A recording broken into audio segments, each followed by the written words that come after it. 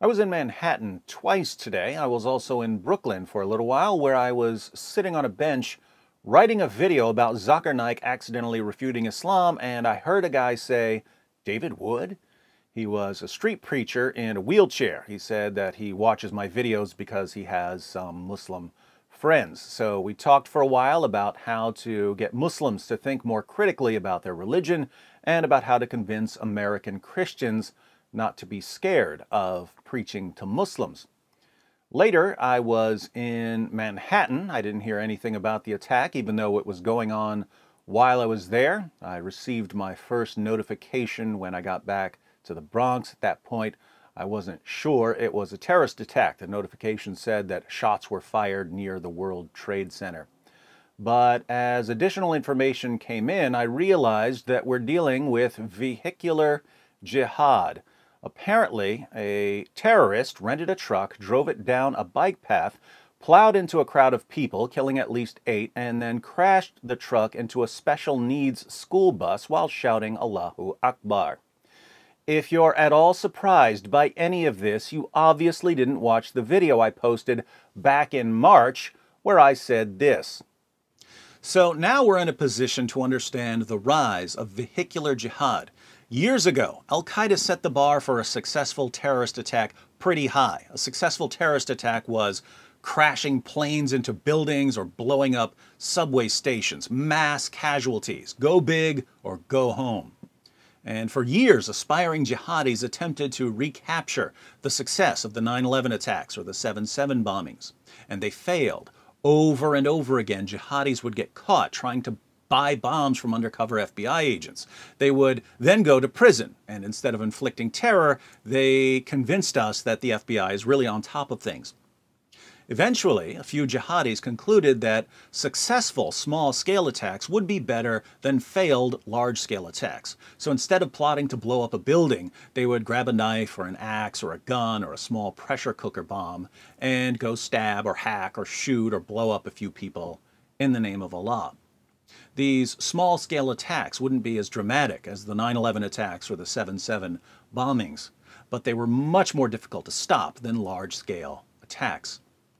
But even though small-scale attacks are more difficult to prevent, they're not always impossible to stop.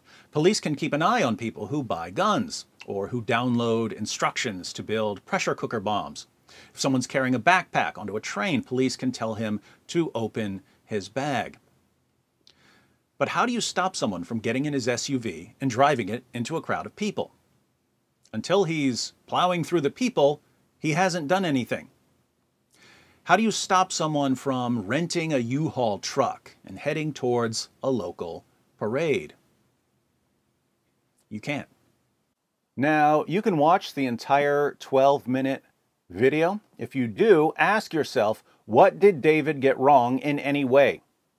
I was right on every single detail, right down to the truck rental, with two tiny exceptions. I said U-Haul truck when the actual terrorist rented his truck from Home Depot, and I said parade instead of crowd near a bike path. So why is it that we can predict not only that a terrorist attack will occur, but also the exact method of the terrorist attack with almost surgical precision? Well, we can predict these attacks because they're extremely predictable, thanks to the process of elimination. Muhammad ordered his followers to violently subjugate non-Muslims and hypocrites. Surah 33, verse 21 of the Quran says that Muhammad is the pattern of conduct for Muslims, and in Sahih al-Bukhari 2977, Muhammad proclaims, "I have been made victorious with terror." Terrorism was Muhammad's weapon of choice, and he's the pattern of conduct for his followers. Fortunately, most Muslims live far better lives than their prophet, but some, sadly, do strive to imitate him. But the world is very different from what it was during the time of Muhammad. An aspiring jihadi today has a number of options available to him. He might go out and join a foreign terrorist group, and there are numerous groups he might join. He might wage jihad locally, wherever he happens to live, in which case he'll have to decide whether to learn to build bombs, or buy a gun, or grab a knife, or get behind the wheel. He might support terrorists financially by sending them money or supplies, or he might wait for some future opportunity. For jihadis who decide to wage jihad locally, vehicular jihad is now the best option available. It can take years to learn to build bombs. Guns are difficult to acquire in certain areas. Knives can only do so much damage, but anyone can rent a truck and drive it into a crowd of people. Today, a terrorist drove a rental truck into a crowd of people because vehicular jihad is low risk, high payoff. Low risk of getting caught prior to the attack, but high payoff in terms of casualties. So what can we do about these attacks? No point in repeating myself. Here's what I said 7 months ago. Now, there are really only two things you can do to deal with jihad. You can refute the ideology that leads to the attacks, or you can try to minimize or prevent the attacks once they're in motion.